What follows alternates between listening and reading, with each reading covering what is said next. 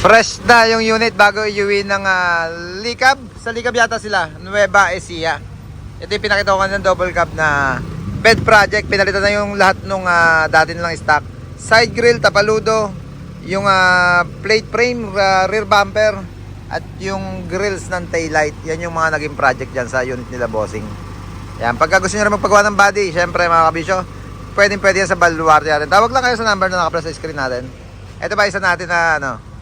Tay, sabi ko pag may dalang pinya, may 500. Ay, binigyan na kita na, okay na. Yan, kuya, yung may pinya ka na ba? Ay, ako 500. Yan. Lahat ng tauhan na nag-uwi ng pinya, binigyan ko ng 500 na. Ito okay na, may tabo na kanina ng binidyo natin, wala pang cover. Pagka tapos nila, tinatap na yata ni Andy. Ilaw naman sa park light. Pati yung deco lamp natin dito na bumper light. Pang Decotoro bumper mga kabisyo. Pati yung light box niya, testingin mamaya. Yeah boy.